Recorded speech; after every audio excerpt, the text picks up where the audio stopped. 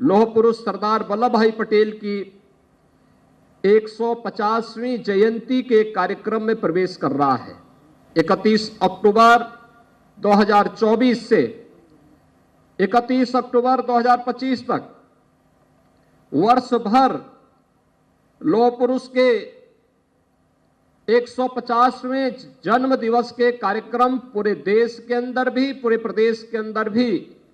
अलग अलग रूप में आयोजित होंगे। वे वर्तमान भारत के शिल्पी हैं। अखंड भारत के शिल्पी के रूप में पूरा देश लौह पुरुष सरदार वल्लभ भाई पटेल जी का स्मरण करता है, उनके प्रति श्रद्धा का भाव रखता है। वे देश के स्वाधीनता संग्राम सेनानी थे, प्रखर सेनानी थे,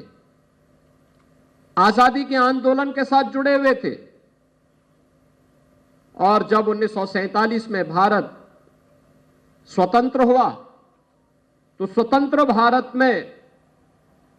जो ब्रिटिश सत्ता भारत को अलग अलग भागों में बांटना चाहती थी, उस षड्यंत्र को बेनकाब करने और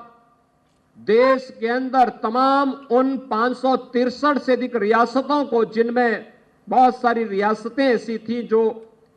भारत गणराज्य में मिलने को उस समय तैयार नहीं थी, लेकिन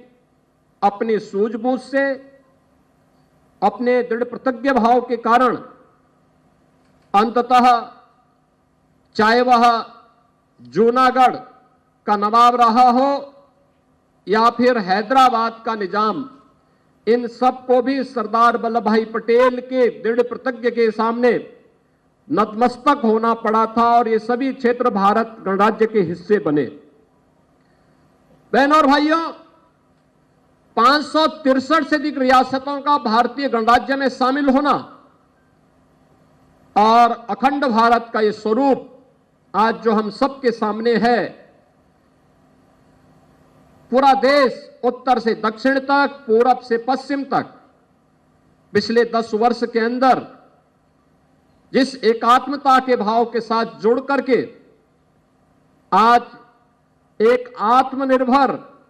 और विकसित भारत की प्रधानमंत्री मोदी जी की संकल्पना को आगे बढ़ाने के लिए कार्य कर रहा है, इसकी नींव में राष्ट्रीय एकता और अखंडता हम सब के लिए सर्वोपरि है। आज इस अवसर पर हम सब जहां इस राष्ट्रीय एकता दौड़ का हिस्सा बन रहे हैं, वहीं इस दौड़ के पहले हर व्यक्ति को एक शपथ भी लेनी है।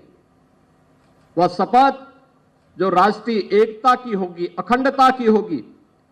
आंतरिक सुरक्षा की होगी, क्योंकि अगर देश की सुरक्षा पर कोई सेंध लगा रहा है, एक सजग नागरिक के रूप में हम मौन बने नहीं बैठ सकते। केवल सुरक्षा बलों के जवानों के भरोसे नहीं, सुरक्षा बल के बहादुर जवान अपनी जिम्मेदारी का ईमानदारी पूर्वक निर्वहन करते हैं,